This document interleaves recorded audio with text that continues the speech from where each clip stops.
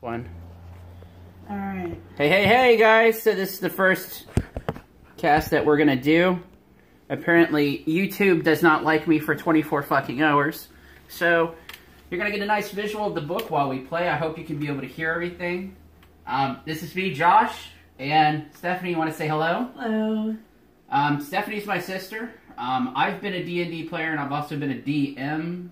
I want to say since about 99, 2000, when 3rd edition came out. And I usually do a lot of uncharted, nonsensical, you know, it happens at the table at the fly. Yeah, and it's fucking awesome, just so y'all know. The last game that we ran with Stephanie was a homebrew adventure, which was the Doorknob Kidnapper. We'll get back to that one, but today we're going to run a one-shot adventure. So we're just going to go ahead and get started. I'm going to go get the dice. Yay! And then we'll pull out the books.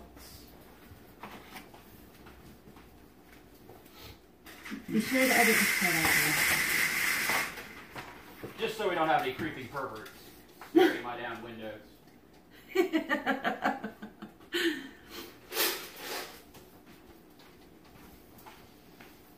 So, when I was talking to Stephanie yesterday, the method that we decided that we were going to go on is we were going to roll 4d6, and then we're going to drop the lowest.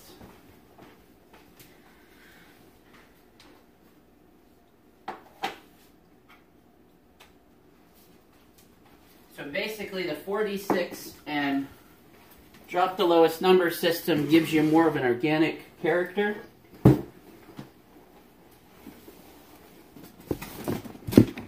So we'll go ahead and just get started here. So what's this campaign called? So there really isn't a name for this campaign, but if you wanted to call it something, we'll call it Twains Mark.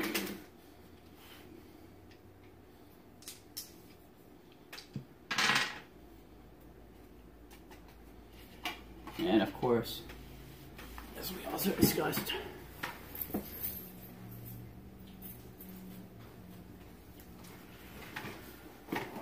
so you want to go ahead and get started there, partner? Alright.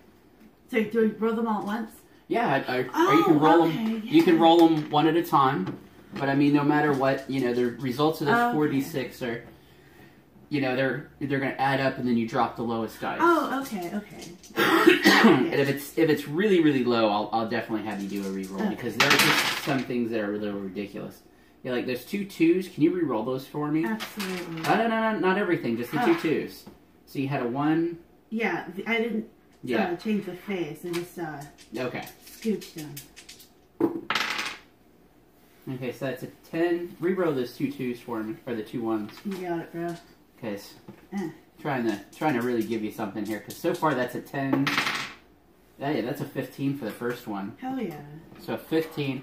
So if a score of a 15, those of you that are listening, that's an above average score. You want to go ahead and do your next roll?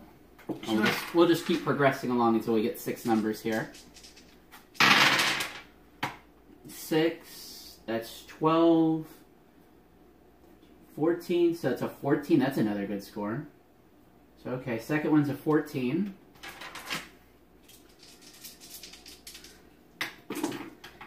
That didn't really seem to help much. That's still not bad. Let's see, 6, 7, 8, 9, 10, 11, 12, 13, 14. That's still another 14. That's pretty damn good. Because, I mean, that puts you... Think about it this way.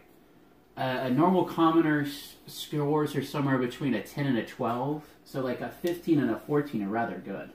Let's not have another fuck hands Vic Mike situation. Although...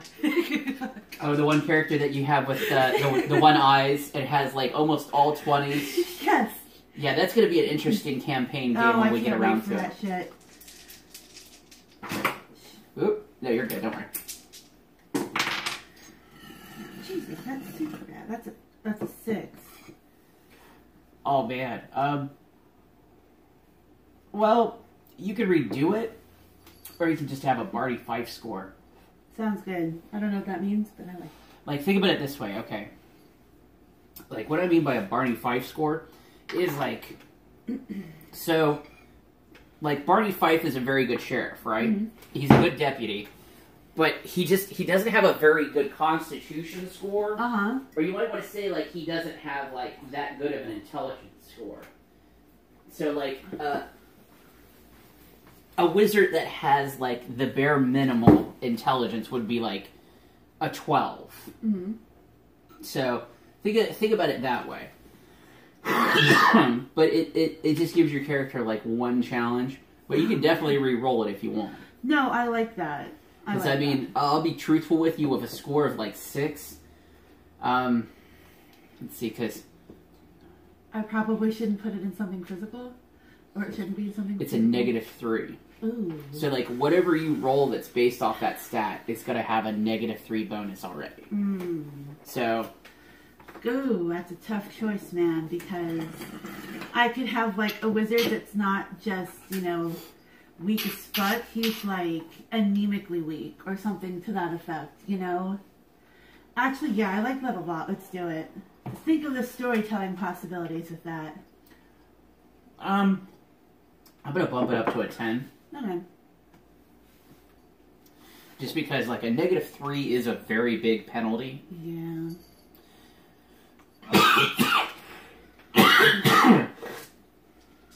As I'm sitting here discussing this, I mean, think of it this way, okay? In a D&D game, for 3rd ed / 3.5, a -2 bonus, or a -2 penalty is kind of like a keep you on your toes. Yeah. But like a 3 is, you know, it's the difference between what could possibly be an 8 and then be like a 7. Ooh, yeah, that's nice. Yeah, when you come to roll something. Just without even adding modifiers, so. But a 10 is a +0, so. Okay. I appreciate you. But yeah, I figured that we'd have that discussion for you and then everybody else Yeah. that's listening as well. Okay, so this one's not... Okay, 8, 5... So that'd be a 14. Okay, so that's 5 out of the 6 stats right now. Alright. Shit. This is a pretty even spread. It's still 6. Reroll the 2 2s for me. Yeah, you had a lot of duplicates there. Then you reroll those 2 1s. A 6 and a 2. Nice. 12, 13, 14, 15. So you got a 15 out of it. Oh yeah. So you got a character that's got like 5 really good scores. So then the next thing is figuring out what race and what class that you want to be. All right. So that's always fun. 'Cause that's important. Because you know, if any of my friends watch this and they want to join my OC, they'll have to know which like race they are. So Because like D&D OCs getting drawn by like really good artists is really taking it off. So as far as like the races that live in our campaign city, do you remember what the races were available, or do you want me to go through it for you? Let's see, it was Othmar, there was like drows and like humans and... Okay, so we'll go through the list again for you. So without you taking any penalties for choosing a powerful race or anything, we have, just off the top, as I go through the list here. So we have dwarves. We have the hill dwarves and mountain dwarves.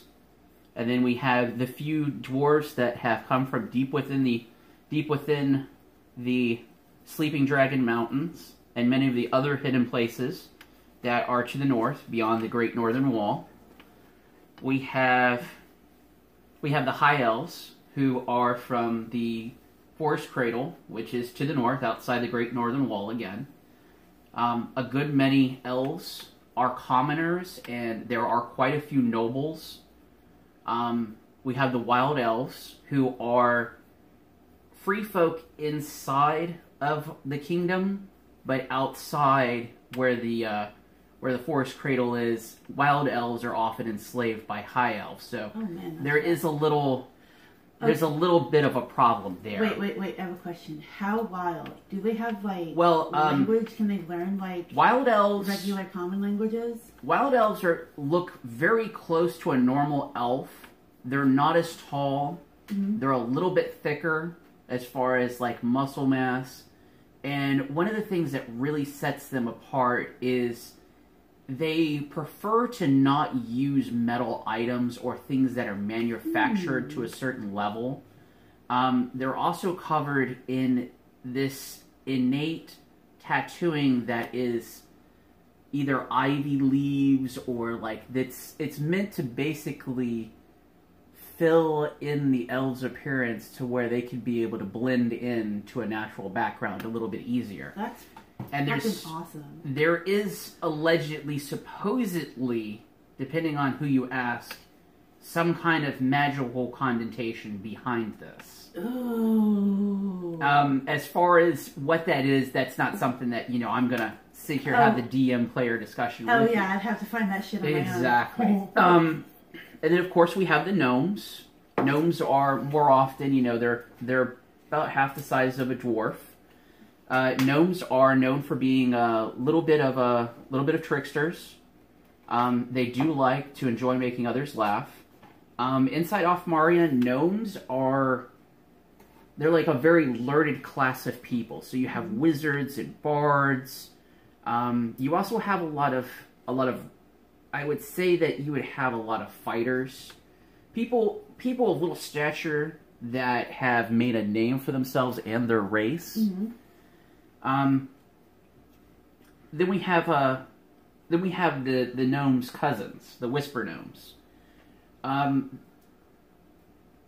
Nobody really knows the difference between a whisper gnome and a regular gnome. So they don't like only speak in whispers or something? The name is actually something having to do with the history of their race. Uh-huh. So just like you would have, in some cases, you have elves and wild elves, okay? Yeah. So somewhere along the point of the race's development, one group decided, I think that we enjoy hanging out in nature and worshiping nature deities and being, druids and rangers and, nature-based classes rather than sacrificing this tranquility that we have for arcane magic and the ability to, trade with other races and learn metal forging from, like, the dwarves and the humans, and then the elves, of course, took it even further because, they live for so long that you start seeing big changes. So the elves became, like, this high culture race, while the wild elves necessarily didn't take this path. But it's not to say that they're not advanced in other ways. So, wild elves would be the ones that would, like, guard unicorns and shit, right? So, like, if you heard a story about a unicorn and you went to go pursue this unicorn, there's a very good chance that you may see a wild elf, or the unicorn may turn around and attack you, and it may have wild elves with it. Okay. And it's the whole entire question of, why are you following me? So with gnomes, like, there's a deep version of them that live very, very, very, very deep underneath the ground, to, like, where they live in caverns, and then they have these small little fortress cities. So, I mean, it's kind of like like, you've read, what is it? I think it's Sojourner. Yeah. Okay, so it's just like the deep gnomes, the Sniveril that you see in Forgotten Realms. So it's kind of like that. So with whisper gnomes, the whisper gnomes, if you were to look at a gnome and a whisper gnome, you would notice that one of them is dressed more martial than the other. So that gnome may have, like, a few more knives on them, or they may have, like, a weapon, or they may even have something hidden. But the cut of their clothes and how they carry themselves is a little different, is the only thing that you can visually discern. Let's see here. I had a witty title for this notebook, and then I completely forgot it. Excellent. D&D campaign. One of the other races that that you didn't take a look at last time was the orc. Yeah. So orcs are very, like, when it comes to the population of the Kingdom of Afmaria, you're going to see almost as many orcs and goblins and goblinoids, such as bugbears and goblins, and the whole just slew of what they are. Mm-hmm. But you're also going to see a lot of humans, and then you're going to see a few elves, and then you're going to see these two other races that are not that common. So okay. you would see this large race they're about 7 to 8 feet tall, and they don't have a flesh color.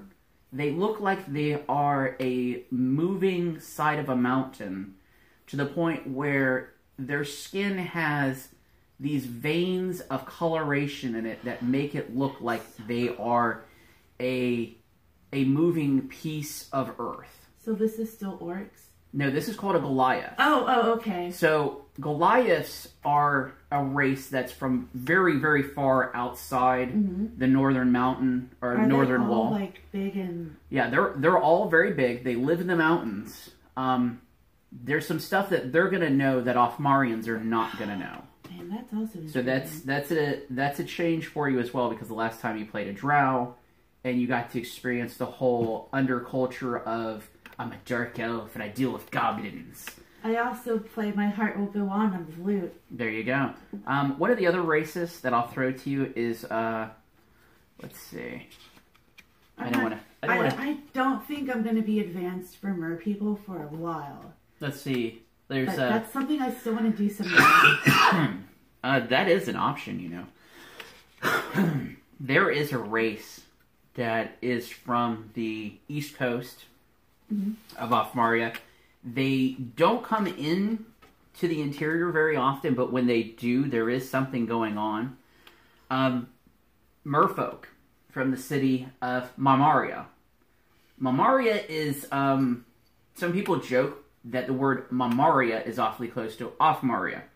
And the word Amaria in Merfolk and some of the other races that live with them, when you speak that word underwater, there's a lot more sounds to it. Oh, that's so cool. So what it translates into is shell, or great ocean shell. And if you were to see their city, you would understand that. So they are available for you to play as a race. They do not have legs, though. So you're gonna take a -4 to all those rolls if you choose that. Now, however, there is another race that the merfolk are kind of host to. They look like killer whales. Ooh, that's cool. And they're called Darfellan. Now, the Darfellan they used to live further out into like the vast seas to like the east, beyond the coast. They don't really speak a lot about what's out there, but they travel with herds of whales. And would it be too terrible to speak of, or just so boring they don't think it's worthy of conversation? You don't know. You don't really know, because first of all, they don't come inland very often, but it is an option for you as a character. So I mean, it would give you. That's intriguing. Yeah, that's really intriguing. What are they called? Now they're called a Darfellan. And it's Darfellan. Yikes! I completely screwed that up. It's spelled wrong. I know what I'm talking about. We have echolocation. That is pretty sweet. They're really good swimmers. They have a natural bite attack because they have teeth just like a killer whale. Oh, that's so cool. And there's another race that their history is involved with called the Shugala, or the Shuguan. And the Shuguan actually hate them. Ooh. And they kind of have a bit of a racial warfare going on. There's that. And then let's see, because we're going to do a single player campaign here. Of course, there is always the option of some of the less human of races. Let's see. You can always do a Minotaur. Oh, that would be cool. Can I do a Centaur? Is that a race that you have? Yeah, Centaurs are in here, but, you know, if you start off as a Centaur, you're not going to have any class benefits. Oh, well, fuck so that. you're going to be a centaur, and then when you gain first level, it's like, yay! I call myself a ranger, but I can't really do anything with that. It's like, So I'm a centaur, bitch. Watch this. So you'll always be 8 levels ahead / you're trying to compete with the rest of the party. Oh, that would be cool. Or I mean, the thought of a centaur is awesome, but it's not worth it. Okay, so there's that option. I'm gonna write that down on the race ideas line though, because that's pretty cool. So we're gonna have to have you boil it down to an option here, though. All right, honestly, I am really feeling wild elves, but I don't know. Okay. Let's see. So they don't have any like penalties towards intelligence or anything like that, do they? So if you were to choose a wild elf, what will end up happening? Like, give me the pros and cons. Pros, is that cool. Cons. You're getting a +2 to Dex, a -2 to Intelligence, and a -2 to Wisdom. Man. Okay, but see, however, so just like an elf, just like a normal elf, you have low light vision, 90 feet, immunity to magic spell effect or magic sleep effects. Excuse me. +2 racial bonuses on saving throws versus enchantments, spells, or effects. You would be proficient with the longsword, rapier, longbow, and composite longbow, shortbow, and composite shortbow. However, when it comes to some of those materials for like a longsword or a rapier, they're not made out of metal. So it could be like a super high quality, really rare like wood sword that would fuck you up severely. So what you would find for a rapier would be something to like where they have taken an animal bone. Oh, yeah. And they've either sharpened this animal bone, like this big, huge animal bone. Like, say maybe at one time it was part of, like, this big, dire bison. And his tribe, or your tribe, hunted this bison, and you killed it, and everybody took their portion of it. And you were like, oh, well, I'll take this leg and I'll be able to craft a sword out of it. Or a rib. Yep. So things like that would like, be all be like made out of like bone and treated wood, like naturally treated, of course, and like leather and skin and stuff. The like other that. thing that you have to remember with kind of that cultural difference is that a wooden weapon or a weapon made out of bone is not the same thing as it being made out of steel. Yeah. So there are a little bit of a change in bonuses and everything.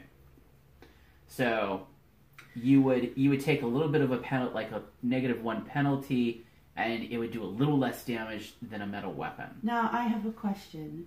Now, would using a metal weapon be just like the worst thing that someone could suggest to them? Like, would they be really offended and upset? Without offending anybody who will hear this podcast or this broadcast that may be Native American or any other cultures that, are very strongly tied to the earth. So, like, for a wild elf, it would... I'm kind of out of context because I don't live during the times, but for a wild elf, using a metal object is... You could look at it distastefully as because I ventured outside of my territory and I'm inside civilization. Yeah. I have to use this weapon. And it's not the weapon of my people, but it's my weapon that I use for now. Yeah. Until I can find a way to be able to take an actual piece of nature and craft it into a weapon. Now, the other thing that I want to remind you is with this adventure that we're going to do today is that you are going to be not level 1. You're actually going to be a 4th level character. Okay, cool. So that's something to consider as well. I don't know. Wood elves or wild elves are cool as fuck. So, I mean, there's that. And then next level... Oh, no, this is all... So what was your other option so we can weigh it out here? The other things that I wrote down were merfolk, Darflin and Centaur, but so the merfolk idea was like torpedoed once you found out, holy fuck, I have fucking fishtail and I don't have legs and feet. So I mean, and not completely torpedoed because I really want to do it. Okay. But like when I feel like I'm more advanced, you know, then I'll feel more comfortable taking on a challenge like that. See, as far like, see, that's one of the things is like a merfolk is like more slated for like a campaign or an adventure dealing with aquatic. So that's, you know, that's where that kind of character would fall in. So, and I'm glad that you're asking these questions because there's a lot of times people hear these podcasts and go, well, why do they choose this race rather than that race? And why can't I play this race because I have this idea in my head that's just so fantastically purple butt plugs and fairy wands and just, you know. You know how far people can take it sometimes. Oh, yeah. So, I mean... No, honestly, I listened to a couple podcasts for, like, D&D, and it's about, like, longevity and what you think will tell a good story, but will also survive the campaign. Like, I could go with a centaur and name her, like, Bumble Muffins, make her, like, a cleric that deals in unicorn magic. She probably would die, like, right away. I don't know, I mean... Like an 8th level character, well, you would be the equivalency of an 8th level character, and you wouldn't be a cleric until you reach like 9th or 10th level. So, in reality, for like a party that's set up for like a 4th level character, so in order to make this 8th level character work, so you would lose potentially like 2 to 3 NPCs, so that it's a little bit more on the holy fucking shit, I'm in danger. Yeah. Which is kind of what this adventure is going to be. Is that once we get the character defined and everything, we'll start going into what is this horrible job that character X has accepted or gets hired for. All right, so I'm writing down these random ideas so they're not lost forever. And Bumble Muffin the Centaur Cleric might happen someday. Okay, so we might see that at a future podcast. But as far as right now, what's your next option? Hold on. Keep in mind, human is always an option too. No, we don't play a fantastical. No. Fuck you. Dice and pen game. Let me tell you what. Humans, let me tell you what. A human. Even though you're scoffing about it, a human in my campaign world, just like in Pathfinder, the original, a human either gets +2 to 1 stat or +1 to 2 stats. So, you know, with a high and mighty score of 15, 14, 10, 14, 15, that could become a 15, 15, 15, 10, 14, 15. You see what I'm saying? Yeah. So that's the other thing. And then a human also gets an extra feat. And then you get a certain amount of extra skill points. So don't ever let anybody ever talk you out of playing a human. I mean, that's appealing and all, but and then on top of it, you have to consider what's that culture of that human inside the D&D campaign, because it's not going to be the same thing as my name is Svind Oldensen, and I come from Norway, and my ancestors were Vikings. You know, instead, your name might be Ivan Threehand, and your descendants came from the Great Icy North, and they came to America with one of the giant fleets of ships that were fleeing the giant human wars happening in the far distance, all the way on the other side of the world. That sounds cool, but I still don't want to be a human. So, that's something to think about as well. Well, I mean, maybe Fuck Hands with Mike will be a human. So, because that would just go with his whole thing. See, that's a campaign where you are going to be a human. So. Oh yeah, that's right. I think we discussed that. Yeah. But as far as right now, I'm really thinking about Wild Elf. Okay, so we'll go Wild Elf. Because, like, that's just so freaking cool. Okay. So that's what we'll go with, since that's what we've discussed the most of, and you're stuck on it. Oh, yeah. Okay, so then the next... I have a question. Okay. Can I grow flowers in my hair? No. Aw, come on. You can put flowers in your hair, but you know you're not gonna grow flowers out of your head like you're a freaking tree. So okay, then it becomes the second book of doom. Okay, let me stir this a little bit so I don't like sploosh it everywhere. Fuck. Tara's gonna So be your mad at me. your next liquor drink as you prepare. Oh yeah, to it's taste Kahlua the and hair. a lot of coffee, like strong black coffee, so I don't sleep for a week. Straight up taste the doom. Oh yeah, it's real good. It's just like. Did you put the Turbano sugar in it? No, I should do that. I think I overfilled a little bit. Yeah, then you're gonna have to drink it a little bit then. This is fucking great. So okay, so as far as a wild elf, Sprinkle some of this magic dust in there. I swear, it's not cocaine.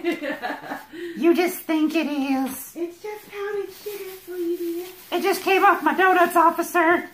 Please don't arrest me. Oh my god. god damn this fucking Book of Death. Speaking of cocaine, I was listening to David Bowie's Scary Monsters and, Thinking about doing cocaine? yeah, well, I mean, most of his songs are about doing cocaine, or how he did cocaine. David Bowie, coke addict. He loves you. He just wants you to do a line with him. I miss him, man. Like, I wanted to see him live before he died, and I'll never get that opportunity, but I love his music so much. So for a wild elf, my crazy rambling sister. Sorry. No, you're good. You can be a barbarian, a scout, a shaman, a druid, or a ranger. Aw, let's see. Yeah, I know it really narrows down the options there, but there's a lot of cultural stuff that goes into this campaign world. So it's kind of like, I'm looking at your Cheez-Its. Can I have some? yeah, go ahead. Hell yeah. There's also those cashews as well. Yes. Next time we do this, I'll bring the snacks. Just tell me what you want. Ow, that hurt. What's a big bag of nuts? Yeah. Citrus. Okay, but so... Okay, so the one that immediately sticks out is like shaman, but what's that about? Give me the details. Okay, so in wild elf culture, a shaman deals with the spirit world, but not the spirit world as in ghosts and things like that. So, for like a shaman, like say that his tribe is having problems with, he's having trouble with a local band of ogres or orcs out there in the wild, and what they would end up doing, I'm bringing this actually up here so that I can give you a little bit of context too. So if I chose the right fucking book, which I usually do. Okay, so for a shaman, so they follow a different divine tradition than the cleric or druid. So their world is quite literally filled with these spirits that make the world move. So like animal spirits and spirits of places. Like the best thing that I could think of it is, you know how like in Avatar: The Last Airbender. Oh, so when it goes into spirit. So when Aang goes into the spirit world in the cartoon version, that's what a spirit shaman would do. So with them... So what kind of... Alright, thinking about this from like a campaign standpoint, what would that be useful for? So for like a spirit shaman in like this case, they would...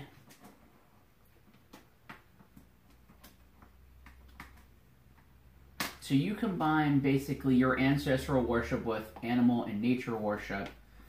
It's kind of like a druid, but a little bit more wild, and it's not ritual or practice. It's the essence of the religion. So like for a spirit shaman, there would be times that you would just know something that needs to be done, or you would, you know, as a player would make a few rolls and see what's going on, or you'd start questing into things. That's how you really start taking part in it. You You're dealing with the natural world, but not in the way a druid does. Oh, okay. Okay, so... So it's like a different approach to something similar. Yeah. So they feel it's their duty to advise their comrades and protect them from the wrath of spirits. So there's certain spirits that you know about and everything. It's not saying that, you know, they physically talk to you or anything, but you do have a spirit guide. So like here on class abilities, I'll read off to you. Spirit guide, like an animal or something? So the spirit guide, all spirit shamans have a spirit guide, a personification of the spirit world. In some sense, the shaman and the guide are one being, both knowing and seeing and experiencing the same thing. Unlike a familiar, a spirit guide is not a separate entity from the spirit shaman. She is only one who can perceive or interact with her guide, exist inside her own mind and soul. Oh, I love this idea. Kind of like they give a list of animals here. So what would work for a wild elf shaman would be something like a bear, because bears are common to this region. So is cougars, cranes, the eagle, maybe a hawk or a lizard. Let's see, we do have otters as well in this area. Can I have a raven? Or a bat? They don't have those actually listed on here. But I mean... Oh, they have a crow, so you could have a crow. Not the same. Close, but no cigar.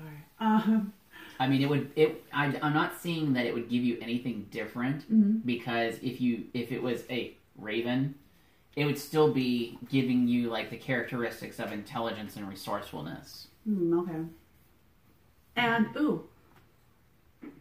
and this wild elf shaman is gonna have like what, -2 in intelligence?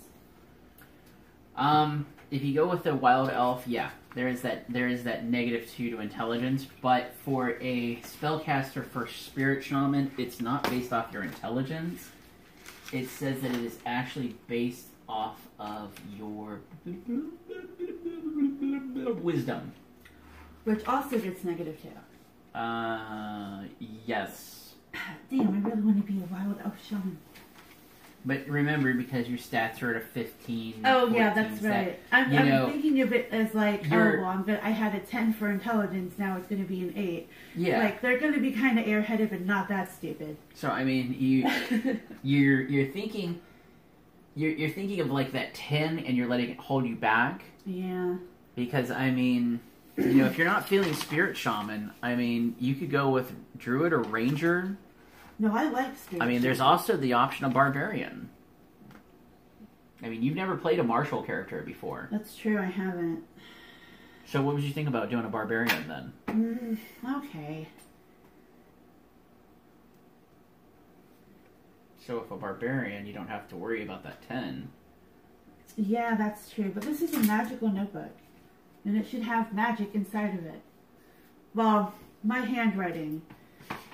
Well, that's okay, because once you get this done, I'm gonna hand you another character, so you'll have 2 characters. This handbook or this handwriting is magical. Yes, it is, because you switched pens multiple times. Absolutely. Okay, yeah. So I guess I could go with a wild elf barbarian. Okay. So with a barbarian, you're gonna want to be focused on your strength, dex, and constitution scores. Okay, hang on a second. I'm gonna write that down. So you just need to figure out which. It was dex. So, strength, dex, and constitution are your important scores. So, as we're going to divide this up here, while you're doing a little bit of the writing. So, where would you like your first 15 to be? Let's see. So it's got. So it's your top three scores are your strength, dex, and con. Okay. Alright, so I definitely want to put it in strain. Okay, so that's your first 15. And then for your second 15? Constitution. Okay. What's my next number? So your next number is a 14. I'll put that in dexterity. Okay. And then your next 14? I'll put that in charisma.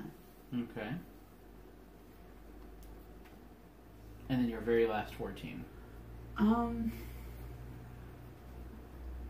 Dun dun dun dun. I don't know, man. Think about it. You're a barbarian. Yeah, but that doesn't mean I can't be like stupid all the time and go me smash, me smash. So I think Oh, that come last on, one, come on. that last one goes. Let's take a look at something here, so that we're arguing this out, and it's on recording, so that I can show you something. Okay. Oh my God, where's it at? Okay, so I hear what you're saying, but did you know that when I was looking through some books a while back, I found stats for Conan the Barbarian? Really? Yes. And Conan the Barbarian is not actually a barbarian, according to 1st and 2nd edition. He is actually a fighter. Huh. And his intelligence score is not far off from a 10. I can't find it right now because I think I've set everything into the great fucking shit piles of I'm working on things over here. But that's something to consider. A 10 just means that you have a +0 to that dice roll. Oh yeah, that's right. Not so much to everything that comes out of it. So, think about that one.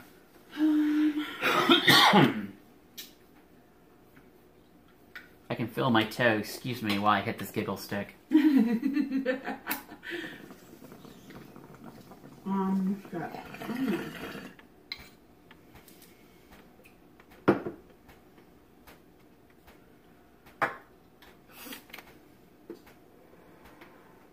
And think about it this way. Just because you have a low intelligence score does not mean that the wisdom score doesn't make up for it in some cases. Alright, cool. Because it's, you, like, I feel like kind of where you're getting from, and kind of the same mindset that a lot of players would have is, oh my God, the stat might hold me back. But you got to remember that, let's take a very good look at something here and consider this. So, dice camera action with the fabulous Chris Perkins as DM. So, one of the things that really bugged me with their game is I'm like, man, how are they a bunch of bumblefucks with these motherfucking stats? You know, what's going on? And you look at their stats, right? Mm-hmm. And I don't think that any of them really have anything above a 15 because, you know, they're playing standard Dungeons and Dragons, not oh my God, JB's coming to kill me. My brother has some fantastical challenge of death, doom, and destruction plotted, you know. So not really high scores. So think about it this way. In a standard D&D game, these, you know, you might not have like 3 14s, instead you might have a 12 and a 13. Because your DM might go, okay, well, here's your starting stats. 15, 14, 13, 12, 10, 9. So there's some people that do that. There are a lot, as you've seen, there are a lot of options for generating a character. So that's something that's kind of sidebarred us here. But so what do you think? Because as a barbarian, the other end of your skills is going to be based off that wisdom. Alright, so I should invest more in wisdom than in intelligence. Yeah. Okay, I'll do that. So you'll see how that will pay out in the end. But see, like, one of the things that, you know, as we're sitting here and I'm talking about it and I'm not looking at it, so that 10 would go down to an 8. Okay? Now, I hear you going, Now, your wisdom would also go down to a 12. Yeah. Your dexterity will go up to a 16. Okay, so if I switch dexterity... Well, no, you're not feeling what I'm saying here, okay? So, a wisdom of 12, an intelligence of 8, a dexterity of 16. Okay, so, with a charisma of 14, yes, you're the equivalency of a 14 or 15-year-old's level of intelligence. Okay, so you would be on par with somebody who, you know, may have you don't know how to read, first of all. Aww. So okay, reading is not a problem for a wild elf or a barbarian in general because there are signs with pictures. I don't like that idea though. So you're defeating yourself before you even give it a chance. Okay. Yeah. Okay. Wait. Can they learn how to read those? You can learn how to read. Okay. Literacy is a feat that you can take. Oh, okay. So that is something to look for within that 4 levels that you are going to gain. Okay, never mind. See, if I would have been like, oh no, I can't do that, then I would have shut myself out of a wonderful storytelling opportunity. See, there you go. That's why I like having this conversation. And I also like the fact that, we are sitting here still recording as we're going through, making a character so that people can kind of hear, these options and consider these things. Yeah, because there's really a lot to think of. When you're making a D&D character, it's not like, oh, well, I'm going to be fuck hands with Mike with with extremely low dexterity and 20 and everything else. Oh, I'm so cool. No, you really have to just make something that you think you're going to bond with. Like, when I made my first D&D character, Savra, I put some real, effort and thought into it. And then there was Aura, the kitty wizard. Yep. Who's your B team? Yeah. So I guess and Kella or was it Kalika? Was that what its name? Oh, I got him here. I don't fucking remember. Let's see. I got him here someplace. Because I remember we had a full debate about whether or not facial expressions could be a language between a cat wizard person and their familiar. And a giant. And they're raven. Oh, I don't think I have him specifically here. Oh, no, wait. Yeah, I do. Here we go. So, let's see. I don't remember what I named this thing. So Rithrock Chaw. Or Rithrock Chaw, it was his name. Was the bug person. So, let's see. You also had... Let's see. Your A team for the maze of the doorknob kidnapper was... It was Saga, Whispers in Trees... Grumph and fucking whatever. Grumph the Amazing. Grumph the Amazing. So, a lot of good options. So, okay, it was Whispers with Wind, wasn't it? Four Winds Whisper, yeah. Well, something to that. Yeah, it was long, complicated, and he was cool. He was your ninja of the group. So okay, so we've got that basically down. So your stats, your skills are going to be climb, craft. Handle animal, intimidate because you're a barbarian. Have you seen the sign? 2 snakes facing each other on the sun. You're gonna kill me, man. You're gonna kill me. I need to stop watching Conan the Barbarian. Or no, it's 2 snakes facing away from one another. And then...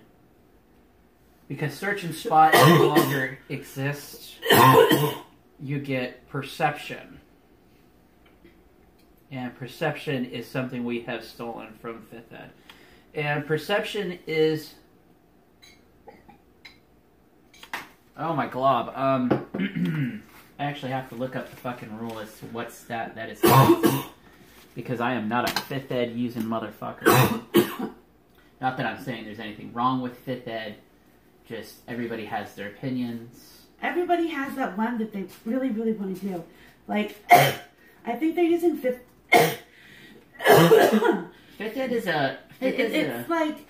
It's like the newest thing, but it's also the gateway. You know? Well, you know what? It's folding 2 skills into one. Mm-hmm.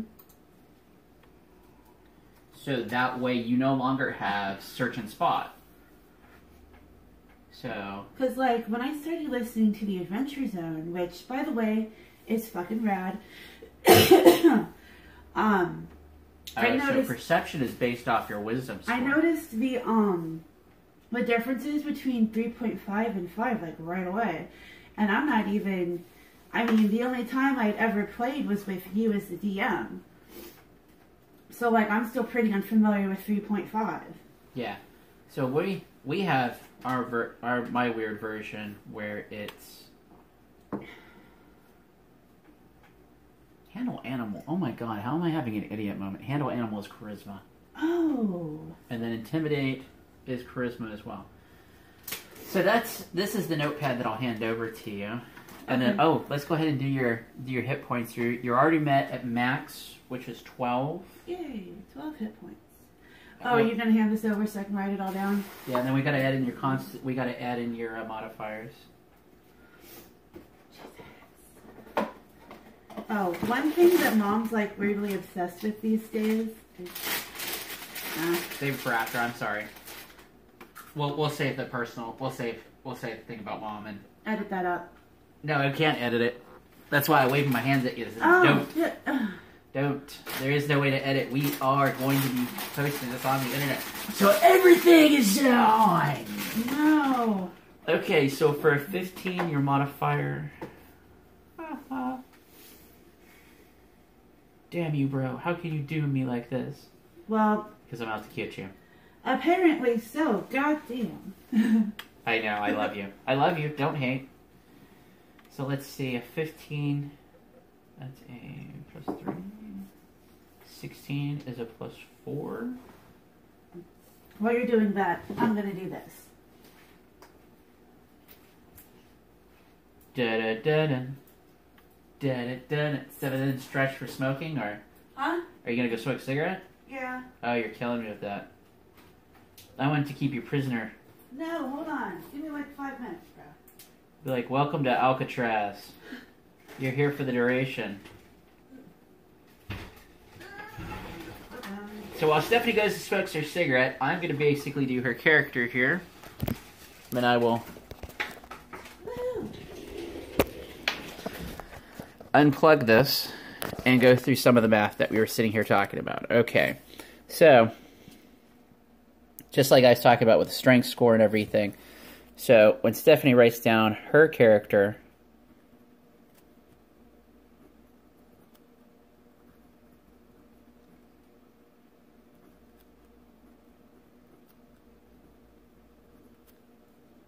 so this modifier is added to everything that's going to be rolled on a d20, which is a 20-sided dice, which we'll get into here in a little bit.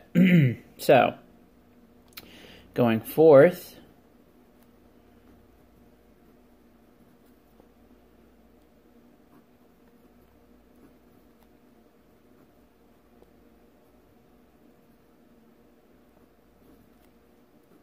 sorry to not be talking through this, guys. Just sometimes it is a lot easier. So, then as also being a barbarian, let's see. So she'll get skill points. So this is my version of a player's handbook. It's a lot easier. It's only a few pages. That's what you hear me flipping around back and forth through. So let's see here. Where was I? 4 plus -1 times 4. So we'll come over here. So your intelligence modifier is that second number. We'll just go ahead and write that up there. So at this point, we have 3 times 4. So, with that many skill points to divide into climb, you know what, let's not rewrite this. We'll just go ahead and add in the modifier numbers for her. She can do her own math, go through everything herself. Because she decided to go outside for a cigarette! And that is my punishment as the DM. Okay, so...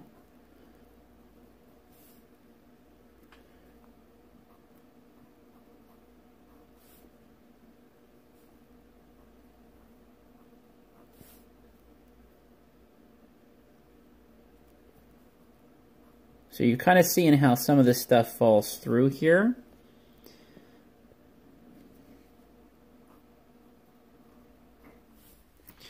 So, okay, at this point, we have the base bones of a character.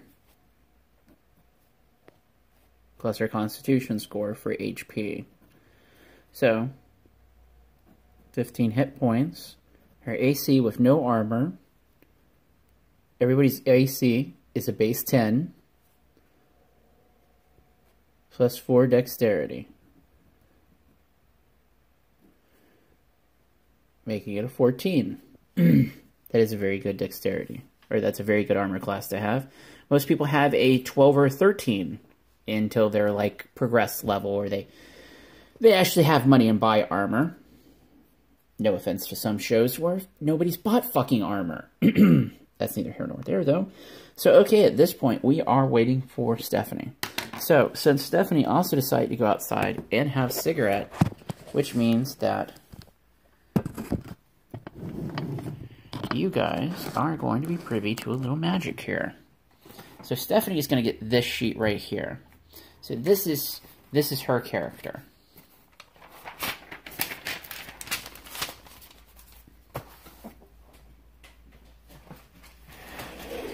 Oh, speak of the devil, here she comes. What? So, while you were away, we have the base set up for your character. So your punishment for smoking a cigarette is you get to do your own math for your skill points and figure out how to divide it. Oh no! So,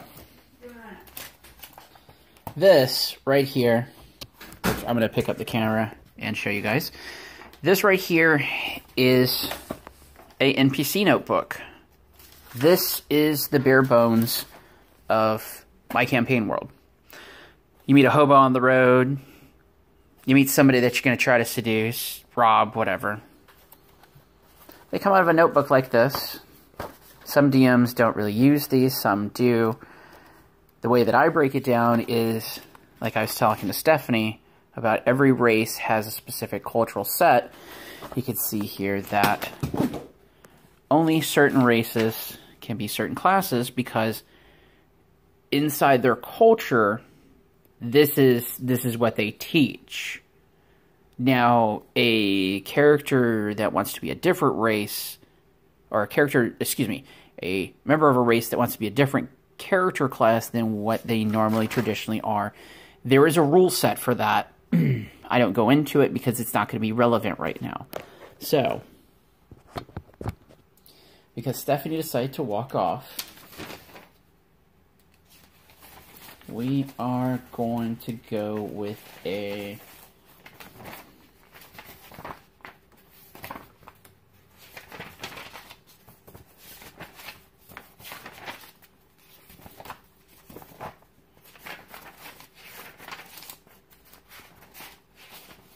Sorry for not talking to you guys through this. I am racking my brain as fast and as hard as I can. If you smell smoke or anything, or you see any motions with my hands that are inappropriate, it's all part of the thinking process. Don't question where my hands are. Do I not have one in here?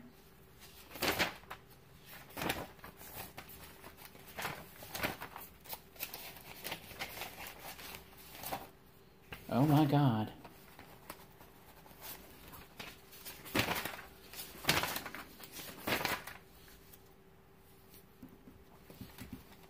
Oh, I didn't do the math. I didn't do the fucking math.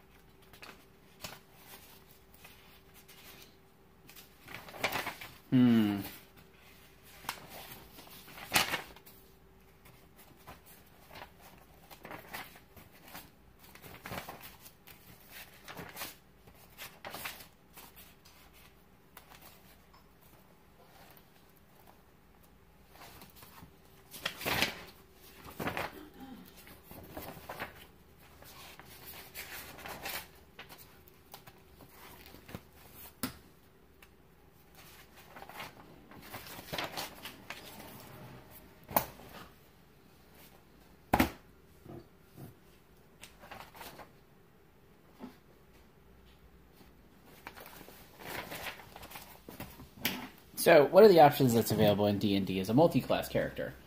So what we're going to do is we're going to start a multi-class character here.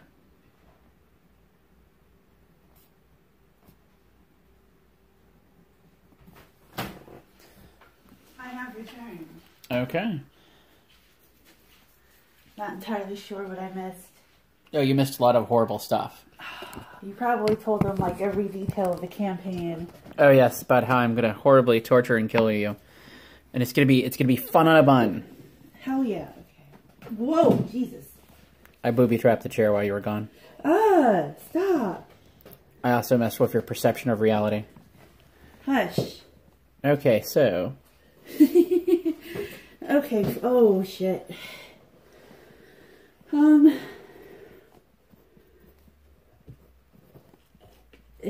right.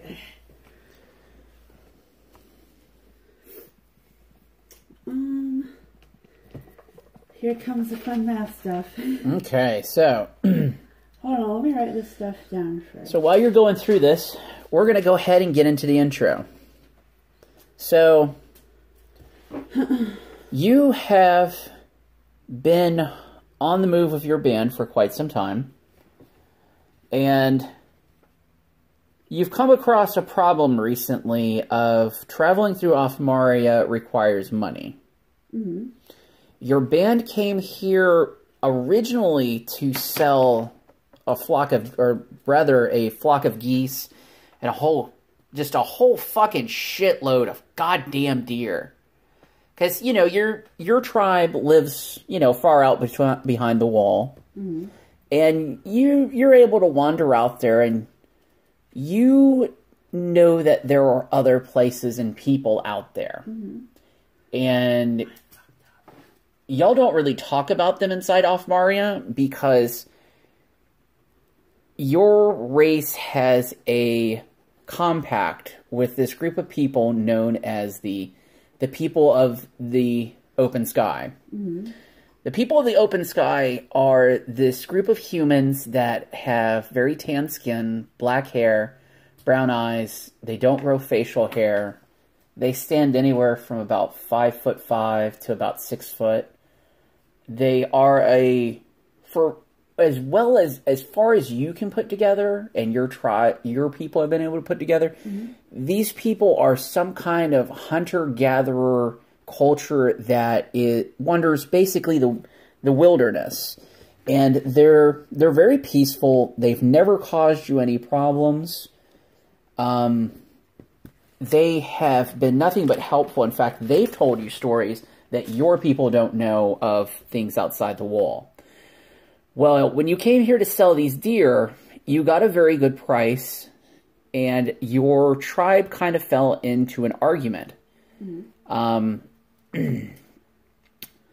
And during the night while you were asleep, unfortunately, they wandered off. Uh-oh.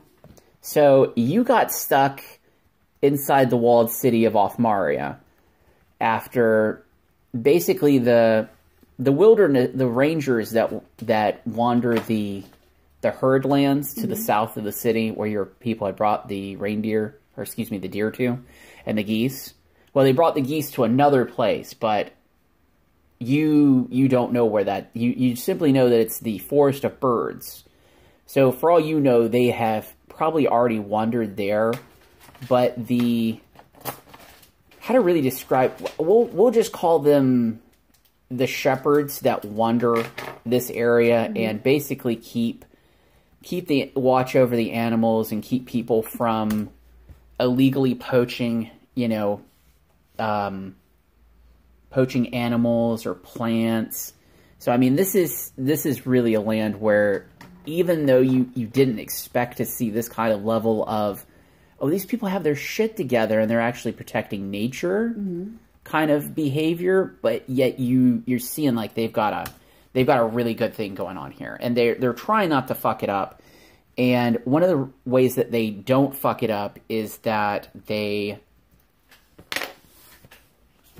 make sure that, if you chop down a tree, you plant a tree, kind of mentality. Yeah.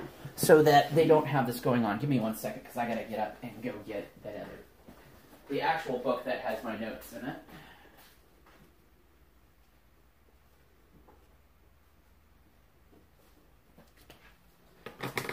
So, whatever you want to call them, the shepherds, the rangers, the cowboys, Yeehaw. They basically escorted you to the city, and they left you a few weeks ago waiting for a raft that would come up, and this raft would go across the river and take you into the city. Mm-hmm. So you waited about a good week and a half, and then finally the raft comes, and you're kind of put off because there's an elf driving it. Mm-hmm. Like, the elf doesn't really say anything to you. It's like, you know, he's like not an elf, like you've been taught that, you know, they're sneaky and that they always have something that they're planning to do to you because they're people, you know, in the outside the walls, like enslave your race. And you know, you've heard stories about how they make you pour tea and just fucking horrible shit. I mean, you know, seriously, a cup of tea? Ew, God. I mean, there's nothing more refreshing than a glass of water, you would say. I mean, so that's one of the weird things that you've noticed. While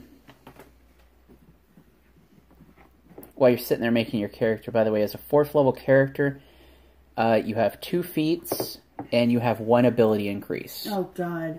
So you have to pick out what you want to put that one into. I should have gotten high after this part. No, because this is the best part. This is why you get high during this part.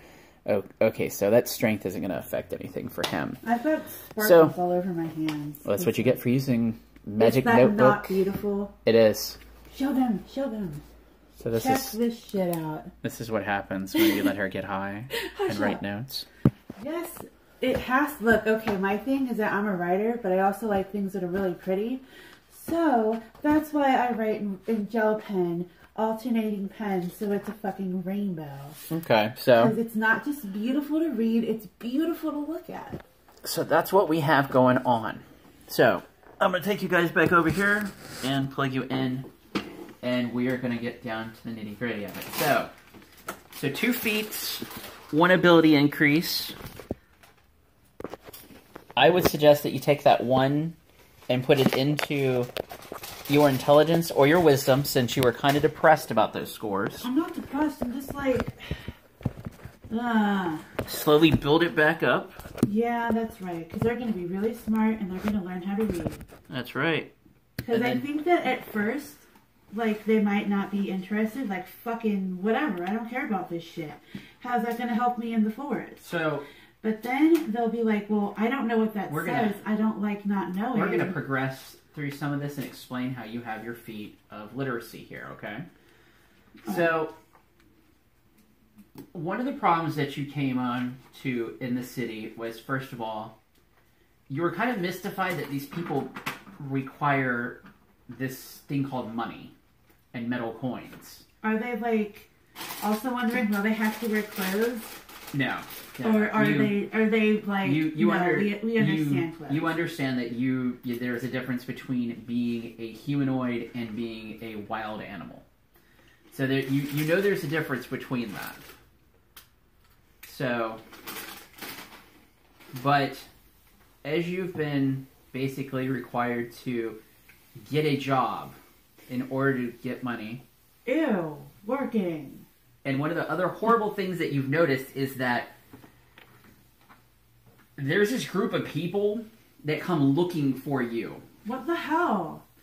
And they wander the streets looking for people who don't have work. And when you don't have work, they make you go to an office building. Oh, no. And so during this period, you were forced to go to what is known as the HMR Office of Employment. HRM, yeah. His Royal Majesty's Employment Office. Mm-hmm. So when you got there, you came to this tiny desk inside this it's a fucking impossibly small room. Mm-hmm. You're standing there in front of this desk that fills the entire side, and on the other side is this wide open room, and you see a lot of other people sitting at desks, and you see all these myriad of races. Mm-hmm.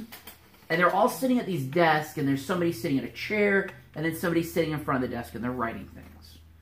So when you came here, they asked you your name, and they wrote it on a piece of paper and everything. I have to figure that out.